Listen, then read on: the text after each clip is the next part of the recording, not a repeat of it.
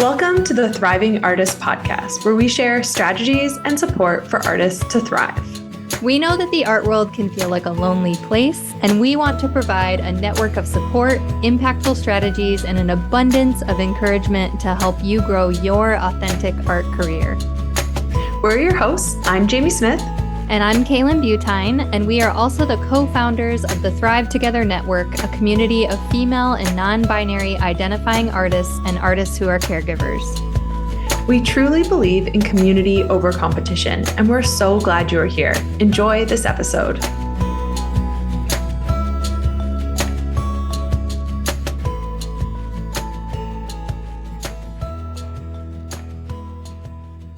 Welcome to the Thriving Artist Podcast. I'm Jamie Smith, and I'm here on my own today to bring you a special episode.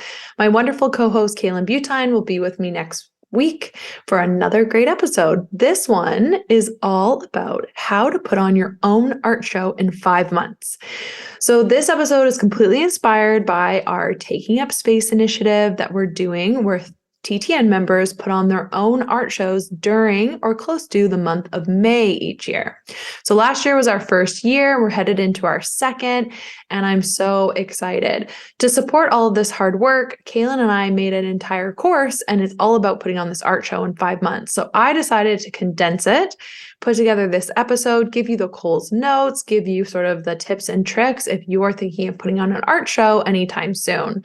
So if you're a current member, you can go onto the Thrive Together Network and go to the Taking Up Space section, and you'll find an entire course with all of this laid out with press kits and checklists and branding and videos and a lot more. So head over to there if you're a member. If you're not, go to thrivetogethernetwork.com and join us and be part of this movement. So we really believe that artists need to take up space in their community and show their work. This is all inspired because Kaylin and I have both done a lot of our own shows. I, in particular, basically my entire art career has been built on doing my own art shows. I really believe in them. I think you learn these amazing skills, and it's an extremely rewarding process. It's also about showing up in your own community and building your own network, which I have loved. So this is a quick guide that I've put together on how to put on your own art show in just 5 months. So month 1, okay, you're in the very beginning of this. For us, this is going to be January because we are getting ready for that show in May to be part of TUS. So this month 1 is all about planning and committing. So it seems like, yeah, we know we're doing that already. That's why we're here, but it's so important to connect on why you are doing these things. Putting an art show is a great idea, but it's a lot of work. So we need to get clear on our show goals. So we ask our members 3 questions. This show will allow me to ... This show will push my art practice by ... This show will connect me to. And by knowing what you are looking to get out of the show is going to help you when you're really starting to plan how you want to put this together. So again, our Thriving Artist Map that we made, our workbook, there's a lot around attention and goal setting. We really believe in that. And we really want our goals to then connect into why we're doing a show. Because once we understand what we want the show to do for us, it's going to help us decide if we're doing a solo show or a group show. So last year for me, I really wanted the experience of a solo show. I had been doing lots of group shows over the years, but hadn't really taken that big leap to do my own. So my intention, my why, was to really put together a showcase of my best work. So the solo show was a great option for me. Last year, Kaylin really had a goal of connecting with her art community in Fort Wayne where she lives. So a group show made perfect sense because this was the time to bring people together. So this month 1, whatever you decide, you want to start kind of getting these ideas into place. And if you're doing a group show, it's a great time to start reaching out to other artists you're thinking of, starting to have these conversations, because it leads us to our next thing we need. We need space. So it might take you a bit of time to confirm and actually lock down, what space you're going to use. It might take you no time at all. You never know. But this is in month 1 is when you're going to start sending out emails, asking for space, and really thinking about what you need in the next coming months. It was really interesting to see last year, actually, a lot of artists were shocked that they literally went out and asked for space and got it. It was just that easy. So it does happen once you're really clear on what you're looking for. I did put together templates in the course in taking up space that are going to help you kind of explain what T.U.S is and kind of tie yourself to this bigger community. And that is all in the course on the network. So what you want to start thinking about is, what spaces could you use that maybe are outside of the box? Galleries, white-walled spaces, great. You can rent, you can ask for use of one for free. There's different ways of going about it, but we saw some of our members host shows in unusual spaces, in garages, in living rooms. One was in a forest, which is very cool. Coffee shops, salons, and more. There are lots of options to show your work once we sort of open our mind to this idea of, I'm just here to take up space. Where do I want to do that? So believe me when I say, once you start to get clear, then you can start to put it out there because people want to help people. So for example, a huge trick on this is just getting your sort of one-liner. For example, I'm looking for a space to show 5 of my original paintings on my own in the month of May, and start telling everyone that one line, and you will start to see things come out of the woodwork. Success favors those in motion. So it's amazing when you start moving forward, eventually the universe catches up and what you need comes your way. So get clear in month 1. Get clear on what you want to do, your goals, and then what that is going to look like, and start reaching out for spaces. Because month 2 is all about art making. So in month 2, for us in Thrive, that would be in February, we host our virtual art residency. And this was done very purposefully because we realized that month 2 is really where you need the bulk of your artwork for the show. Getting that made, yes, there is time to later tweak, adjust, edit, add to, but if you can have the bulk of your work done in this month too, your future months are going to be a lot easier. So these are some things we ask our members to do, is creating your artwork plan for your show and asking yourself some questions. Is this going to be a show of new work? Is it going to be a mix of old and new?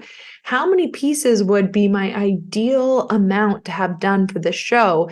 And is there sort of a theme, concept, or message that the show is really going to be about? Is there a purpose that's threaded into the work? So if it's a group show, these are the kinds of questions asking early as a collective is really going to help get that plan coming together. So the next thing, once we kind of know our artwork plan, then we can go into our production schedule. This is actually a very easy thing to do. It just feels pretty overwhelming. So once we have our plan, we know how many pieces. So we'll go back to my old example. I have my 5 pieces I want to get done. I can even get specific on the sizes I want to do. And then we want to estimate how long will they each take. So let's say each of my pieces, I have 5 pieces, each take me 20 hours. Well, that is 100 hours.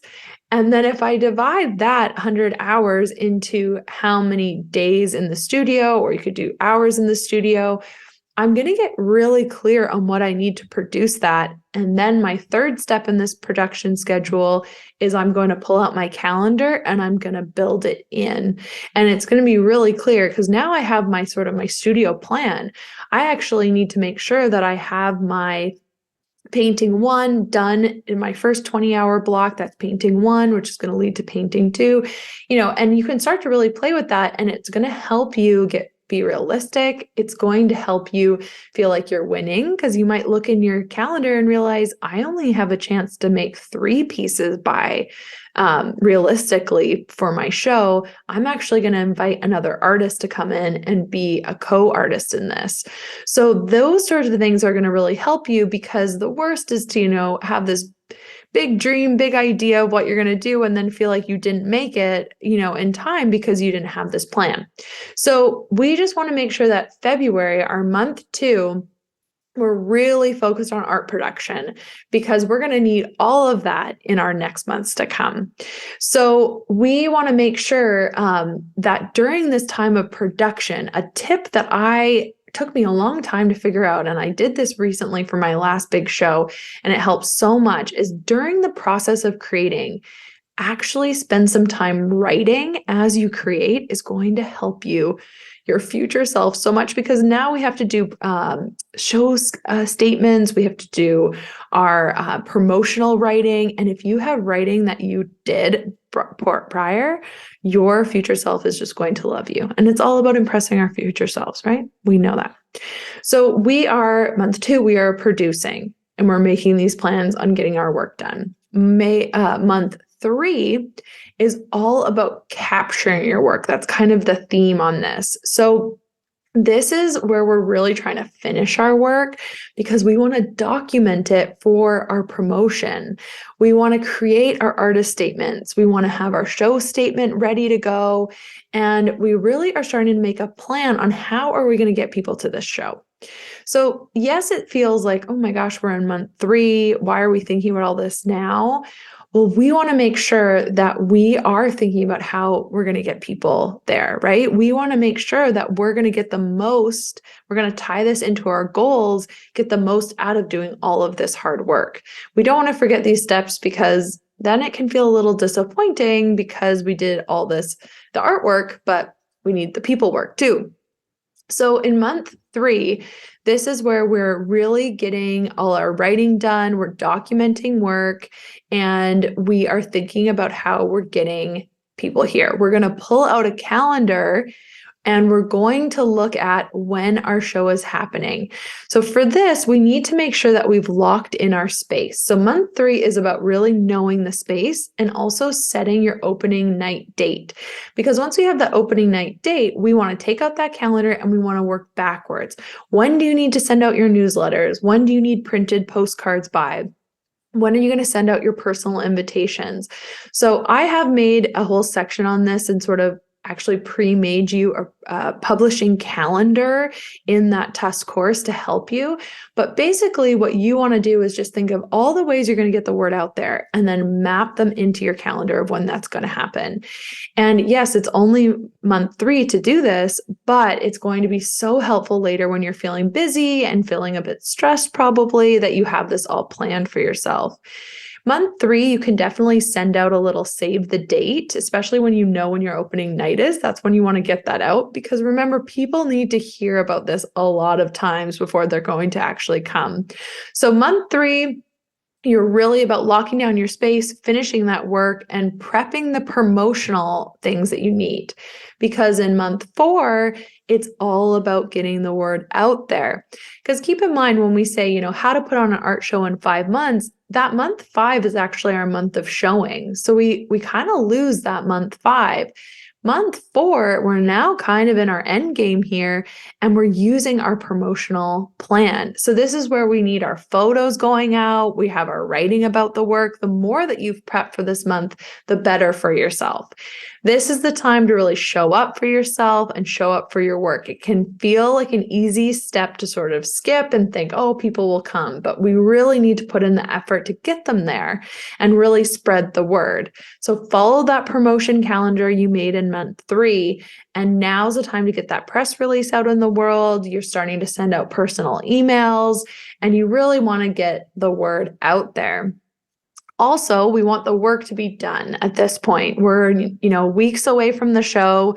So get that work done and making sure that you're finishing things off. You're signing your work, you're protecting it with varnish. How are you sealing it? How are you going to hang that work? And you want to get your images on your website and shop. Honestly, that is a step that is so easy to forget because you're so focused on the in-person show. But we want to make sure that all of that is on our website because we're now in a digital age. People can come to your show, but they can also just go online and buy it. And they should, So we want to make sure that that's all ready for us. And it's hard to make that a priority when you're in the midst of getting that show up. Another tip I would say, I would highly recommend hiring a photographer or asking a friend who's actually very good at taking pictures to take pictures of your opening night to really document the work that you've worked so hard to put out in the world. Because we have all of this for one night, one event. Maybe it's on a bit longer, but we want this to live on. We want to be able to share about it, and we really want to have it for applications, our CV, and our website. So getting that organized now is really important. Okay, we've made it month 5. It's showtime. This is where it all comes together. And I am actually going to do an episode later on, closer to when this is all happening in our community, that's really about your art show checklist and making sure you have everything ready for that opening night. But month 5 is really about it all coming together. It's those little last minute jobs. And that's why we want to prep so much for ourselves so that in month 5, we can really focus on getting that show up. We also want to try to be present. We want to try to make sure that we celebrate all this hard work. And so that is why, by kind of mapping it out and doing these little chunks beforehand, are going to make this month so much better. So you made it. Thank you so much. If you are participating in taking up space this year in May, we are so excited to see what you're going to create. It is so important that we get this work out there and we take up space together. If you're thinking that this would be a great push, a great nudge to actually put on a show, you just head to thrivetogethernetwork.com. You can sign up for the network, and TUS is all part of your membership. It's something we all do together. It's totally optional. You don't have to, but it is a great opportunity to do it with support and community. So I hope this episode was useful. If you're putting on a show, it is worth it. Keep going. Even if you're tired, keep going. I want to see more artists, more female identifying artists taking up space in this world with their art. So as always, we are here for you. We are cheering you on, and we believe in the work you are doing as thriving artists.